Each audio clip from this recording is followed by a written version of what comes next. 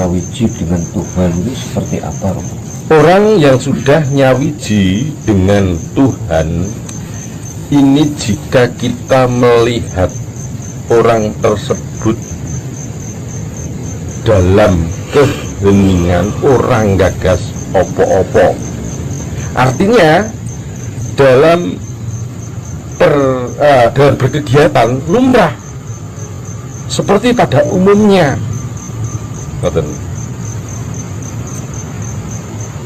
Tapi ketika sudah maneges, maka hilang watak orang tersebut. Dia seolah seperti tonggak atau batu yang tidak bergerak, walaupun ada angin, walaupun ada gempa. Contoh Mbah Marijan. Meskipun banyak orang yang sudah diungsikan almarhum Mbah Marijan, berapa orang yang menjemput beliau tetap tidak mau. Dan ketika rame-ramenya dia bertafakur, bersujud ke hadapan Allah Subhanahu wa Ta'ala, mohon untuk dihentikan gempa itu, maka beliau pun meninggal dengan keadaan sujud. Semoga Mbah Marijan menjadi suri tauladan kita semua orang Jawa, dan semoga Mbah Marijan menjadi umat yang husnul khotimah. Amin. Amin. Amin. Orang yang sudah nyawiji dengan Tuhan, apakah nanti matinya bisa dikatakan mati sempurna, atau ada juga yang istilahnya moksa itu? Bisa dijelaskan? Kamuksan itu sejauh saya melihat sampai saat ini, di zaman kehidupan saya, tapi jadi di zaman kehidupan saya belum pernah tahu yang bagaimana namanya mukso. Tapi eyang-eyang atau bapak saya pernah bercerita bahwasanya buyut saya, si Joyo Sumarto, itu meninggalnya tanpa bekas. Jadi dalam sentong yang diseloroki dari luar itu tidak ada jendelanya waktu itu, tapi di dalam yang ada tinggal celana, baju, sarung, dan sabuk otok serta belangkonnya. Nah, jasadnya tidak ada yang tahu entah kemana. Namun konon bapak saya dan saudara bapak saya pernah ditemui. Namun saya sendiri belum pernah ketemu, jadi tidak tahu bagaimana wajah serta rupanya Mbah Joyo Sumarto tersebut. Itu yang disebut mukso. Tapi senyampang yang saya sejauh kehidupan saya belum pernah tahu yang namanya mukso. Kembali menjawab tentang pertanyaan apakah bisa mati sempurna, manusia hanya bisa melihat sempurna dan tidak, itu Allah yang akan menerima, yang akan tahu.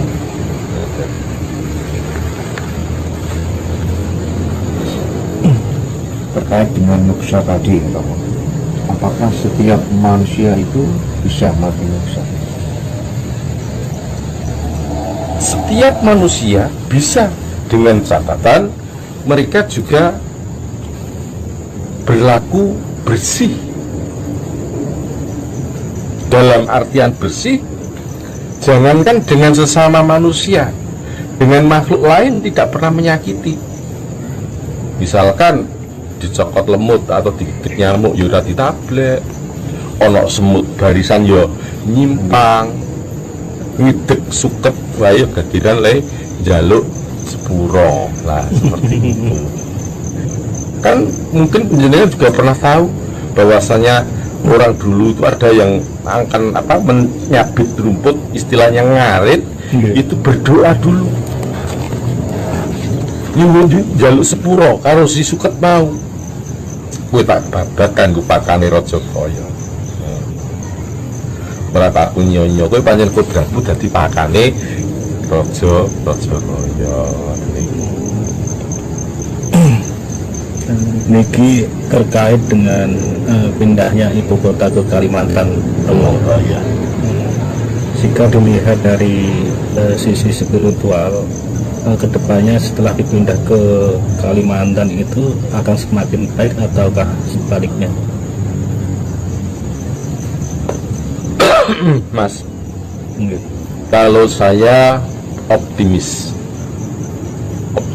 akan semakin baik. Secara logika, ibu kota Jakarta itu sudah penuh, penduduknya sudah padat. Tidak mungkin pemerintah harus mengurai penduduk untuk dipulangkan ke tempat asalnya. Dan ekonomi Jakarta sudah berjalan. Bagus. Roda ekonomi di Jakarta sudah bagus. Nah, lantas perpindahan ibu kota ke Kalimantan, maka saya optimis bagus karena baik. Kenapa? Memang saat sekarang masih dalam kondisi sepi, jarang penduduk, namun yang namanya kota, pusat pemerintahan, nantinya akan datang para urban mencari kehidupan yang baru di sana, yang makin lama juga akan menyamai dengan ibu kota. Itu yang pertama. Lantas kedua, Kalimantan sukunya, suku asli Kalimantan masih berpegang teguh pada adat dan tata cara yang dianut, sehingga peradabannya sangat kental sekali. Sementara Nuwun Sewu sekali untuk di Jakarta sudah terlalu maju, bahkan lebih condong ke barat-baratan. Saudara kita yang Betawi saja hampir kehilangan budayanya, ikut-ikutan budaya yang ekspor impor gitu. Ikut-ikut budaya impor, kalah dengan budaya impor. Meskipun yang saudara kita di dalam Betawi masih mempertahankan, tapi gaya hidupnya ya tetap metropolis kan gitu. Nah, beda dengan Kalimantan yang masih kental sekali. Jadi intinya akan semakin membaik ya Bang. Semakin membaik, bahkan itu yang nantinya akan menjadi barometer persatuan negara-negara. Mengapa demikian? Ketika saya mengikuti upacara penempatan air dan bumi dari berbagai provinsi, ritual Kendi Nusantara ritual Kendi Nusantara itu bagi penjenengan atau adik-adik kita yang tidak pernah mengungkap buku sejarah, maka itu dianggap yang pertama kali. Padahal sebelumnya sudah berdirinya keraton Surakarta Hadiningrat pindah ke Kartosuro dari Kartosuro pindah ke Surakarta Hadiningrat itu pernah ada di Tugu Solo. Itu di bawahnya tempat menanam tanah dari berbagai bupati Patmonconegoro pada masa itu, dan alhamdulillah Solo bisa berjaya hingga sampai detik detik ini Kasunanan Purwakarta Diningrat gitu. Berarti dulu pernah dilakukan seperti itu. Betul. Termasuk ketika Sumpah Palapa Patih Gajah Mada juga pernah melakukan hal yang sama. Ngoten. Jadi yang dilakukan oleh pemimpin kita, pemimpin negara kita, Pak Jokowi itu, kalau saya boleh ngomong, ya mengedak laku, artinya meniru perjalanan pendahulunya. Lho pancen wong Jawa, Mas.